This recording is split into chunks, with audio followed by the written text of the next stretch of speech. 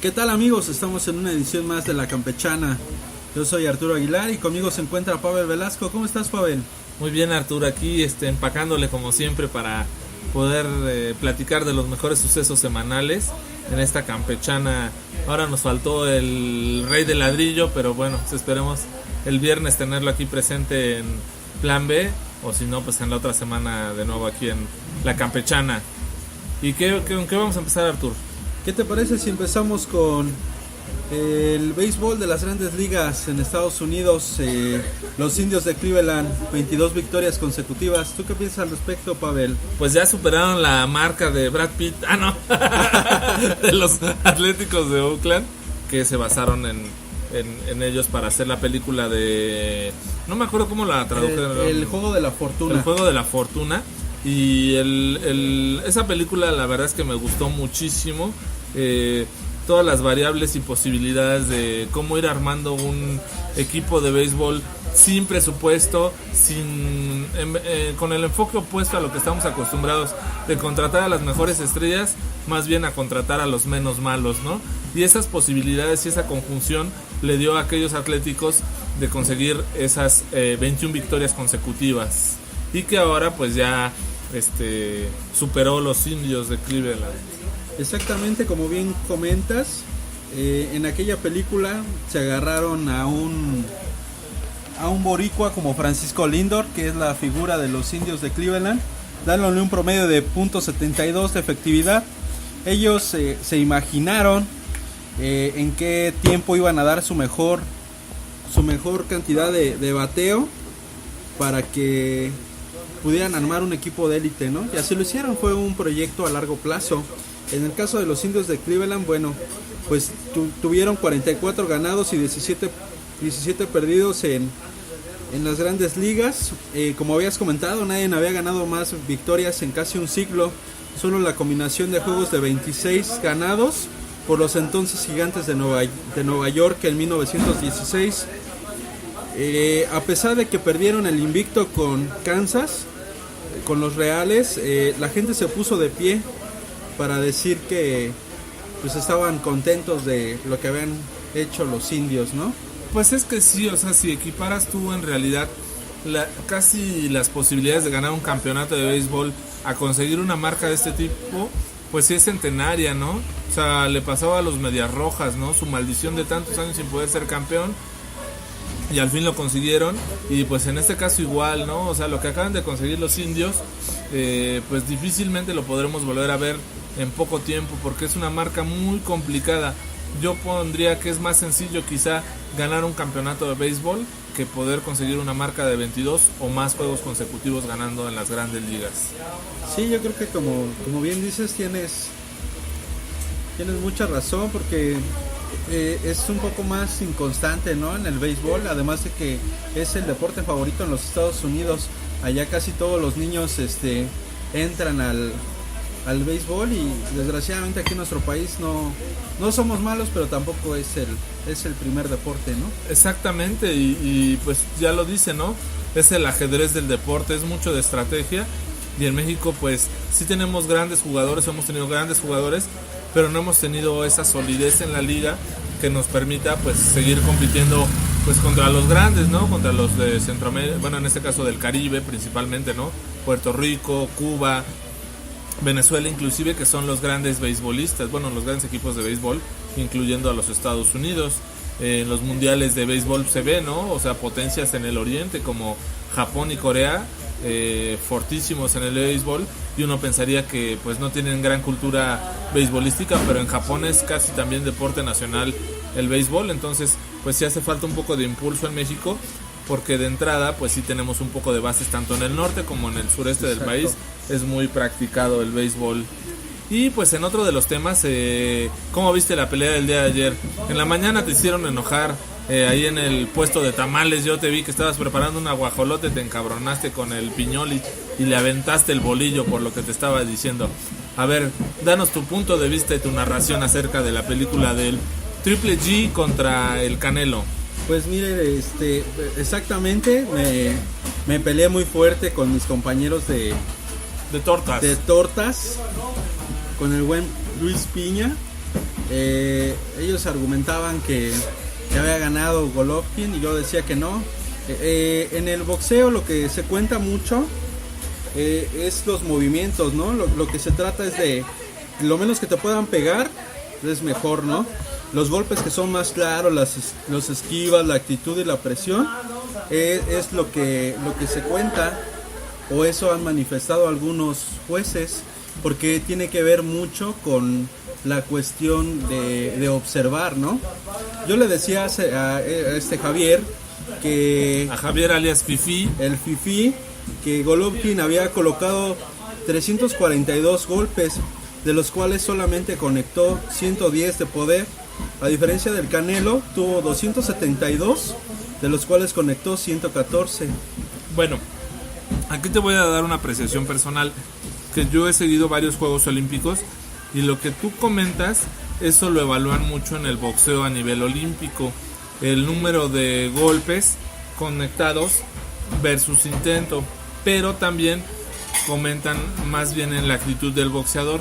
Pero la única diferencia de lo que tú dices, no evalúan el movimiento o los golpes esquivados, sino lo que tiene más preponderancia son los golpes intentados o efectuados, ¿no? Son como las intenciones de golpe, son lo que tiene más puntos. Entonces en este caso, por la diferencia de golpes lanzados, pues Golovkin tuvo más. Exacto. Quizás esa es la impresión o la percepción que tenemos todos, que por eso ganó. Y tú lo que vas es que los pocos golpes o los menos golpes que lanzó el Canelo fueron más precisos. Y sí, en la transmisión se decía que estaba muy preciso y Golovkin falló mucho, pero la cantidad de golpes que lanzó Golovkin fue muy superior al Canelo. Exacto. Entonces Golovkin tiene mucho ese estilo, ir trabajando las peleas, irlos acabando, taladrando. Y hubo 2-3 golpes que le lanzó el Canelo y sí era impresionante la potencia que tenía el Canelo, pero Golovkin tiene una mandíbula muy dura. No sé si lo alcanzaste a percibir. Claro. Que cualquier otro boxeador hubiera tambaleado o se hubiera caído, y Golovkin en ningún momento se le vieron temblar las piernas. Entonces yo creo que los jueces también se dejaron sorprendidos por eso y dijeron, no, pues o sea, sí aparentemente es un golpe de poder del Canelo, pero pues ni tan golpe de poder porque no está reaccionando el contrincante. Exacto. A diferencia de Golovkin, que sí tuvo esa capacidad de acertar pues más golpes, porque lanzó más golpes obviamente. Entonces quizá tampoco tambaleó el Canelo, sí le dio también sus buenos golpes, pero en el rostro del Canelo pues se podía ver también que había más trabajo de golpes lanzados de Golovkin que con el Canelo. El problema, y yo recuerdo eso que te decía José Luis Piña y el Fifi, que empezaron a decirte que si tú lo veías en TV Azteca y todo eso, y sí influye mucho donde veas el boxeo. Yo lo tuve, la primera mitad la vi en Azteca 7 o el box, y después lo acabé de ver en el canal ¿cómo se llama? Space. Y en Space pues sí, siempre fueron muy claros, dijeron los 3 primeros rounds fueron del Canelo, ni Golovkin se esperaba el vendaval de golpes que lanzó, y al final pues ya le dio tiempo a Golovkin de hacer la pelea como él ya la tenía planeada. Entonces golpe a golpe yo considero que sí, Golovkin superó por 5 o 6 golpes al Canelo, y el Canelo sí se veía entre rounds, entre el minuto 1 y el 2:30 de cada round, como que desaparecía un poco de las cuerdas, ¿no? O sea, nada más se recargaba, como que descansaba o agarraba aire. Entonces nada más al inicio y al final se le veía ese poderío al Canelo. Y Golovkin, si tú lo fijabas, no había momento en el cual no estuviera buscando la pelea. Entonces, para cuestiones de jueceo, pues sí, un juez siempre va a evaluar más las condiciones a la propuesta boxística que tiene. Y aunque el Canelo haya dado más golpes de poder, pues la propuesta aparentemente no fue tan buena como la de Golovkin. Pues ahí yo lo que les decía era que uno ha menospreciado al Canelo por los tipos de peleadores que le habían puesto, ¿no? Que no eran resistentes a cierto tipo de golpes o de combinaciones. Entonces yo lo que le decía a Javier bueno, a Luis Milla ya no, yo le decía a Javier que desgraciadamente cuando Márquez en la primera pelea se la dan creo que por empate, y en la siguiente sí pierde totalmente, y en una tercer pelea pues igual se la dan a Pacquiao, ¿no? Era como también le decía a Javier, y yo le decía, pues entonces para que Canelo pueda convencer y pueda ganar, que así como tú lo dices, o sea, yo entiendo lo que tú me estás diciendo, sin embargo yo no esperaba ese tipo de pelea del Canelo, yo esperaba que pasara avasalladoramente Golovkin sobre él, ¿no? Sin embargo, pues a diferencia de lo que ha sucedido, yo decía, bueno, pues entonces, como está en Las Vegas y como está contra su gente igual, que a mí me sorprende que no lo apoyen, ¿no? Pues para mí dio una muy buena pelea a comparación de lo que él venía haciendo. Y que yo sentí que la pelea pudo haberse dado en cualquier momento para cualquiera de los dos. Sí, hubo un momento en el round 11 y 12 que cualquiera de los dos se la pudo haber llevado, pero es lo que te digo, ahí en esos dos rounds Canelo dio dos golpes muy fuertes, un derechazo y otro, una combinación de inicio por el lado izquierdo a Golovkin, y Golovkin ni siquiera tambaleó. Entonces pues es ahí donde yo me imagino que los jueces vieron, pues sí, aparentemente fue un golpe de poder, pero pues no le hiciste nada, entonces quizá no es tan de poder, ¿no? Y también está la duda, o lo que dicen, que la jueza que dio ganador a Canelo, pues hubo ahí un negocio. Tú me platicabas antes de la pelea, Arturo, y me decías, el Canelo nunca pierde en Las Vegas, y también en la transmisión en este canal del Circulito Amarillo, que ya se me olvidó otra vez el nombre, en Space, perdón. También lo decían, que tuviéramos cuidado con el jueceo, porque el Canelo nunca había perdido en Las Vegas. Entonces, pues igual no perdió, pero también le ayudaron a que empatara, porque todo mundo, exceptuando a Lama Lamita y a la jueza que dio ganador al Canelo, lo vieron ganador, porque todos los demás pues sí vimos que golpeó más Golovkin, y pues ya los números también son contundentes, ¿no? Igual en el porcentaje o en el ratio de acierto de golpes es más bajo el de Golovkin, pero es como un delantero, ¿no? O sea, es como en algún momento hicieron un análisis de Cristiano Ronaldo, cuántos goles hace por partido, ¿no? 1.5, pero cuántos intentos, tiene 10 intentos, ¿no? Y en cambio hay delanteros más certeros que con 2 intentos meten una, ¿no? Entonces, ¿qué tipo de delantero quieres? Lo mismo pasa con Golovkin. No es un boxeador que tenga tanto certeza en los golpes, pero sí lanza demasiados golpes, y entonces eso marca mucho a los jueces y a la televisión. Exacto, sí, y pues te digo, mi principal molestia fue esa, ¿no? Que lo hicieran menos que muy lejanamente Golovkin había llevado. Yo decía, no, pues es que hubo un momento en el que los dos, ¿no? A pesar de que yo en lo personal muchas veces lo he criticado, porque yo decía, es que él no boxea, él lo que tiene es punch en las manos, y es lo más joven que Golovkin, ¿no? Y Canelo ya también en varios tweets lo han puesto. Si Canelo esta pelea la hubiera recibido hace 2 años, lo acaba, ¿no? Entonces Canelo ha mejorado en su técnica, en su condición, en su potencia. Entonces es posible que en la revancha veamos una pelea aún más equilibrada, o bueno, el desempate, según sea el caso. Bueno, ganó Golovkin, pero ante la jueza y Lamita fue un empate, ¿no? Y Arturo, pero bueno. Entonces, acá la muertita dice que no quiere participar en el programa, pero dice que sí ganó Golovkin, ¿no? Está muy bien. Entonces, pues bueno, ahí dejamos la duda, la crítica, y la verdadera razón por la que se enojó Arturo con Piñol en la mañana fue porque no le guardó una torta de tamal a su novia Sarita. Pero bueno, eso es otra historia. Y en otro de los temas que quiero platicar, Arturo, con la audiencia y contigo, es este tema que sacaron en, creo que es Milenio, el periódico, sobre las críticas a las obras póstumas de Bolaño, de Roberto Bolaño, en el cual pues muchos autores nacionales critican arduamente a Roberto Bolaño, diciendo que pues su obra ya fue grande cuando estuvo en vida, y con eso fue suficiente, que lo que no sacó en vida no era necesario haberlo sacado ahora. Y pues bueno, muchos lo acabaron definitivamente a Roberto, a Carolina, su esposa, y a los herederos de Roberto Bolaño, que solamente quieren hacer dinero hoy en día con la obra póstuma. Pero la heredera, la esposa o la de México. No, la esposa. No, y bien lo que les decía, ¿no? En su momento, antes de morir Roberto, pues ya tenía a su novia. Y bueno, esa verdad oculta sobre la muerte de Roberto y cómo murió, pues pocas veces ha salido a la luz.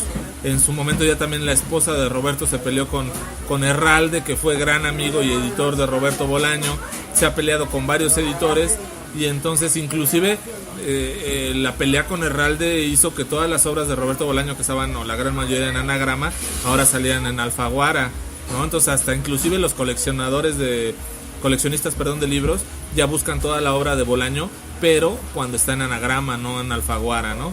Entonces a mí me parece que lo que están sacando de Bolaño ya póstumo puede ser sí un poco que sea por negocio, pero también está esa posibilidad de que se puedan encontrar alguna joya entre todas esas obras póstumas. Algo pasó así con el autor argentino Osvaldo Lamborghini, el cual tiene su mejor libro, que se llama Tadeis, que si en su momento César Aira no lo hubiera rescatado de todos los libros o todos los escritos que tenía en su tumba, nunca hubiéramos podido conocer la mejor obra y la más controvertida obra de este escritor Osvaldo Lamborghini. Entonces es posible que podamos encontrar alguna joya aún de Roberto Bolaño. Pues mira, yo lo platicaba yo contigo y yo pensaba, o hace rato se me vino a mí a la mente, quien esté libre de pecado que tire la primer piedra, ¿no? Porque mucho se ha dicho, mucho se ha platicado que un escritor redacta libros o hace los libros para sí mismo, no para la gente. Así es. Entonces esa situación, pues lejos de que a uno le guste lo que escriben y lo que se busca, puedes dejar de moverte. Me distraes, Muertita, por favor, porque no quieres hablar, pero si me distraes. Es que te estás distrayendo aquí, Arturo, ¿no ves que lo pones nervioso? Pues es que como no, tremenda blusa escotada, pues como no vas a poner a Arturo, no sabe dónde ver, si a sus apuntes, al micrófono o más allá, pues entonces entiéndelo, es ser humano, dale la espalda aunque sea tantito. Es que estaba bailando y me distrae, parece que se está burlando de mí. No, perdón. Entonces, ya se subió pero, 2 botones de la blusa. Pero hace rato le dijiste, Pavel, ¿bailas en la calle? ¿Y qué dijo? Pues le salió un poco lo de Musquis, ¿no? Le propuse que si bailaba en la calle con Arturo 2 canciones, le invitábamos a comer, pero no. Le salió lo de Musquis, pero ahorita sí ya se desabrochó la blusa a un botoncito para llamar un poco la atención de Arturo. Bueno, continuando con lo que iba a decir, también la misma Muertita dice mucho que yo nada más tengo un escritor preferido y es Stephen King. Desgraciadamente Stephen King ha escrito muchos libros y ha hablado de muchas cosas. La traducción de Stephen King al español sería algo así como Eduardo Reyes, o ¿cómo sería? ¿Cómo sería? Estevio Reyes, ¿cuál sería la traducción? ¿Quién sabe? Pues bueno, igual tienes algún decirte. parentesco y no lo sabes, Arturo. Igual eres Arturo Reyes por algún abuelo o algo así, ¿no? Por eso tanto cariño a Stephen King. En el libro que se llama El que pierde paga, que fue el último que se editó en español por Plaza Janés, habla de una situación parecida a la que le pasa a Eduardo Bolaño. Asesinan a un escritor y en el Roberto. En el libro asesinan a un escritor. Sí. Y se queda con mucho legajo de lo que él ya había escrito, pero que nunca sacó a relucir. Ya era un autor ya de edad avanzada, pero él tenía obras que habían sido como base para la literatura norteamericana. Entonces el dar a conocer esa obra que se hizo después, esas obras póstumas, ayudaban a tener otro tipo de conciencia de lo que él creía y de su personaje principal, que era lo que seguía pasando, ¿no?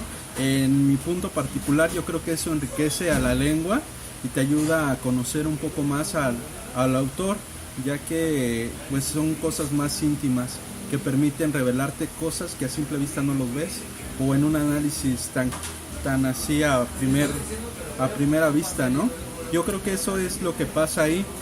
En el caso de todos los autores mexicanos que se han que han alzado la mano para poder opinar.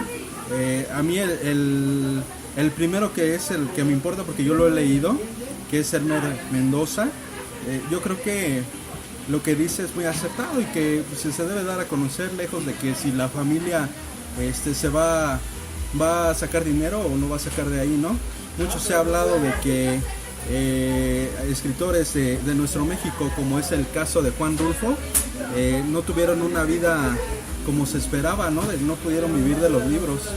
Ellos vivieron siempre en el anonimato hasta que alguien vino y los sacó de ahí. Claro, en el caso de Roberto, pues también sabemos que él, su gran manera de vivir fue escribiendo mucho, metiéndose a muchos concursos y de guardia en Blanes, ¿no? Mucho tiempo estuvo ahí entre Girona, Barcelona y Blanes, Blanes, cuidando estas playas y costas. Pero en tu caso, algo similar a lo que dices, yo sigo mucho a Carlos Velázquez, a Chafornication, y él sí pone en su reseña o en su crítica a Roberto Bolaño que la cagó, que se tendría que haber muerto y quemado todos los papeles que no pudo haber publicado en vida. Y en parte no es tan incongruente esto que dice. ¿Por qué? Porque Roberto, en una entrevista con Mónica Maristain, que en su momento sacaron en la revista Playboy, le dice Roberto a Mónica: es que yo ya me estoy preparando para mi muerte. Entonces yo ya sé que con este cáncer me voy a morir. Entonces estoy haciendo un libro, mi máxima obra, va a ser mi mayor libro y es mi legado para mis herederos. Y Mónica le dice: ¿cómo vas? Pues no sé, ya voy por la página 1000, 1100 y todavía te falta mucho. No, ya estoy próximo a terminar. Entonces Roberto sabía que era su máxima obra y todo lo demás que tenía no valía la pena o no le iba a dejar ese dinero que en el caso del libro 2666 sí le dejó a su familia. Entonces también tanto que se le critica a Roberto o se le dice, pues tiene razón, porque si él supiera que si esas obras aparte de 2666 hubieran sido tan buenas, hubiera hecho un esfuerzo con este Herralde para que se las hubiera publicado. No era el consentido de Herralde, pero sí era uno de los escritores más queridos, tenía un vínculo muy cercano a él. Entonces seguramente, o cuál editor no quisiera que uno de sus escritores más reseñados y más leídos no a cada rato te dijera: oye, estoy preparando un libro para 1200 páginas, pero antes de él tengo 5 libros más por publicar, publícamelos. Seguramente Joaquín Herralde hubiera dicho enseguida. Entonces también, si no lo hizo Roberto Bolaño en vida, ha de haber sido por ciertas razones que quizá no eran los mejores libros por publicar. Exacto, sí, ahí queda para la crítica, ¿no? Como en ese momento cada uno de nosotros da su opinión de lo que cree que es lo conveniente.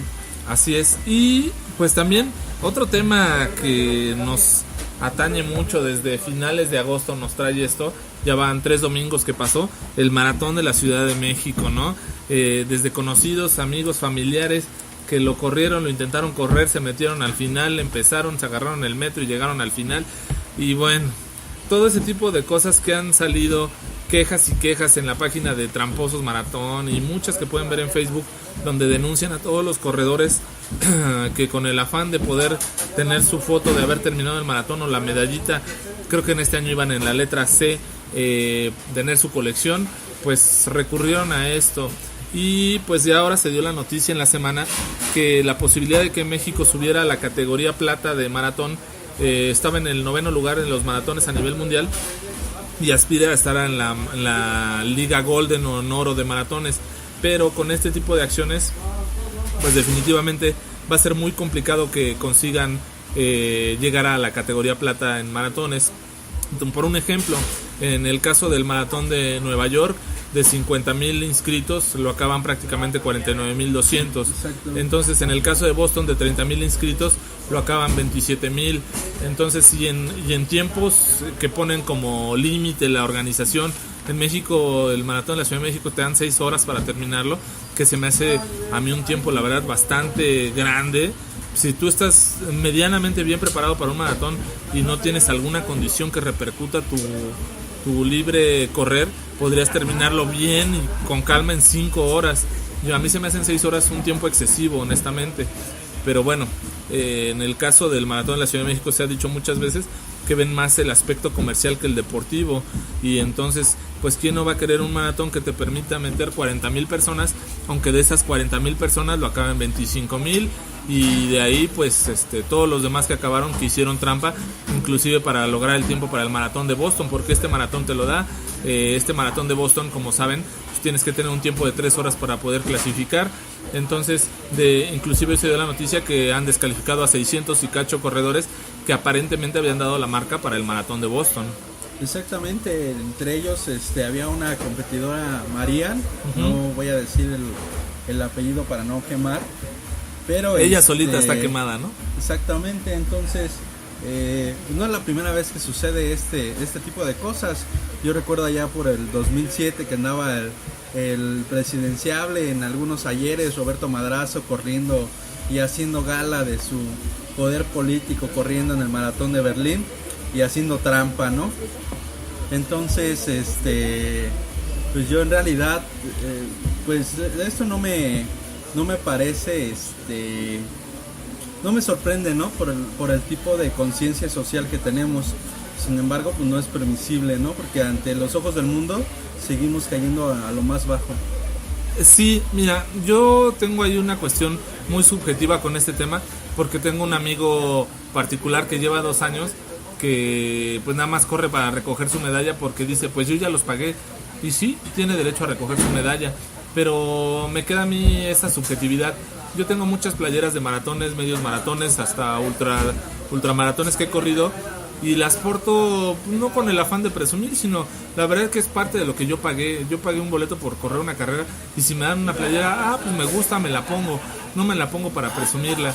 Y entonces yo lo que menos espero, y te lo juro, que por ponerte un número, de 20 carreras que he corrido, si en 5 de ellas he recogido la medalla al final, es mucho. Recojo el avituallamiento, el Gatorade, el platanito que te dan, y la medalla luego hasta me da igual si me la dan o no, porque para mí no representa haber terminado o haber hecho una gran carrera. Yo lo sé, en mis tiempos lo sé, y eso es lo que me queda, ¿no? Mi registro de mi Strava o mi registro de mi reloj es suficiente para mí. Yo no necesito tener una medalla o presumírsela a alguien, ¿no? Pero desafortunadamente en esta sociedad, que ahí vamos a otro tema, ¿no? Muy mezclado con las redes sociales, en el cual es bien importante que salgas en las fotos con tus amigos con la medalla o en el tiempo, en el marcador. Eso importa mucho, y realmente pues cuando tú te dedicas a esto de correr carreras de medio fondo o fondo, sabes que lo que se ve es lo que entrenaste durante 4 o 5 meses. No se ve solamente en una foto, sino se ve en todo el proceso y el tiempo de entrenamiento que le dedicaste a una carrera así, ¿no? Sí, porque la competencia es contra ti mismo, no es, no tienes nada que demostrar. Aunque hay mucha gente que todavía te pregunta, ¿vas a correr el domingo? Sí. ¿Y vas a ganar? Pues no, la verdad es que pues siempre que corremos un maratón, un 10 kilómetros, un medio maratón, pues es contra nosotros mismos. Jamás, o bueno, yo no conozco a alguien hasta la fecha, no he tenido el gusto de conocer a los africanos que corran para ganar un maratón. Todos los que yo conozco corren contra sí mismos y por el gusto de completar la distancia solamente, ¿no? Exactamente. Y bueno, y pues hemos andado muy críticos hoy, entonces vamos a darle aquí pauta a la señorita de los tamales, esperando nos quiera colaborar. Entonces, platícanos un poco, Arely, de la película Eso. Bueno, La Muertita, Arely también se llama.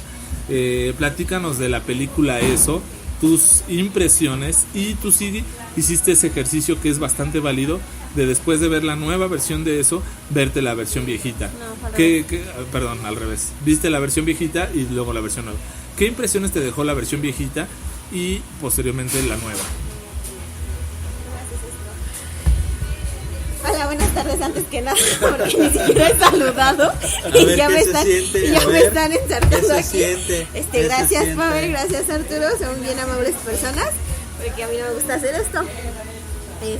Le modificamos la voz, no te preocupes, te vas a escuchar como cuando entrevistan a un asesino. Ok, conste. Bueno, en realidad yo la de Eso, cuando era pequeña, nunca la quise ver porque era una película que el payaso, el simple hecho de ver al payaso me daba miedo. Entonces mi hermano se ponía a verla y lo oía gritar y yo decía, ¿qué necesidad tiene de estar viendo una película que le da miedo, no? Entonces yo a mis 20 y tantos años no había visto la película y dije, bueno, la voy a ver antes de ir a ver la nueva versión, porque dije, bueno, pues para poder comparar, no iba esperando algo, pero para poder comparar, ¿no? Entonces vi un día antes de ver la película, la nueva versión, vi la vieja versión y en realidad a mí me pareció... ¿Cómo es? No te preocupes. Muy cómica, o sea, en realidad a mí la película, la vieja versión, a mí no me asustó para nada. O sea, mi hermano y yo nos estábamos riendo y literalmente lo dijimos en 3 ocasiones durante la película. O sea, es que parece más una película de... ¿Cómica? De risa que una película de miedo, ¿no? O sea, la trama que tenía esa película y el ambiente y el suspenso no fue de esas películas viejas que el suspenso era la esencia del terror. No, exacto. O sea, porque por ejemplo, antes me gustaban mucho las películas de que salían en el antes 9 o 4, el Veneno de Hadas o así, no sé si llegaron a ver esas películas o El Viento... ¿Nunca Hasta El Viento Tiene Miedo. Hasta El Viento Tiene Miedo y esas películas a mí sí me causaban cierto temor. Claro. Y esa película, eso pues es como, bueno, no es tan de esas fechas, pero sí es un poquito más allegada a esas fechas. Y ahorita, bueno, yo todavía veo la de Hasta El Viento Tiene Miedo y de repente digo, sí asusta todavía, ¿no? Y eso realmente, de verdad, a mí no me causó ningún temor. Yo había empezado a leer un poquito el libro de eso. Una cosa de nada, porque realmente ni siquiera la avancé. Y no me causó terror. Tuve la oportunidad de ir a ver la nueva versión con aquí el compañero Arturo. Y le debo unos cuantos codazos, dice él. Yo nada más recuerdo haberle dado uno. Pero no, el compañero exagerado dice que le debo más. Y en realidad fue una versión que sí me gustó. Yo me quedo con la nueva versión, sin lugar a dudas. Me gustó mucho la película, la historia, los tiempos que llevaba. No se me hizo una película que fuera como avanzando muy rápido. El tiempo que llevaba se me hizo muy bueno. Cómo fue contando la historia se me hizo muy padre. Y sí se me hizo una película no de miedo. No te puedo decir que estaba agarrada a mi compañero de al lado como me pasó con la de Annabelle, pero sí me llegó a sacar uno que otro brinco, porque pues sí, no te esperabas y de repente ya estaba ahí el bendito Pennywise y decías, ay, hijo de tu madre, ¿no? Claro. Pero pues sí, esa es mi perspectiva. Calificación, del 1 al 10, ¿qué calificación le pondrías? Yo le pondría me voy a casar con tu 8, yo le pondría un 8. Muy bien. Está bien, Pennywise. Voy a hacer una grosería y antes de darle la palabra a Arturo, voy a dar la calificación de alguien que no la nombramos habitualmente en este programa, pero siempre es partícipe, nos ayuda mucho a preparar la información y a título personal me ayuda mucho con dando retroalimentación de los programas, que es Paola. Y Paola simplemente me dijo, yo pensaba que era un capítulo más de Stranger Things o que era la continuación de alguna escena de Stranger Things. Le recordó muchísimo a Stranger Things y hasta que ella me lo dijo, hice un poco memoria y dije, sí es cierto, esa serie de Stranger Things, aparte de recordarme a Steven Spielberg, me recordó mucho a la ESO viejita y en este caso a la ESO actual. Entonces, para Paola, pues no fue ni una película de terror ni de suspenso, sino simplemente fue un capítulo más de Stranger Things. Y tú, Arturo, ahora sí danos tu crítica. A ver. El experto en Stephen King. Pues es su hijo, ese es Arturo Reyes. ¿Por dónde empezar? Bueno, ayer le comentaba a Elizabeth que bueno, Pennywise, mujer, que la primera película de eso no cumplió ni con el con $1 millón de producción, $1 millón. Esta película tiene $35 millones.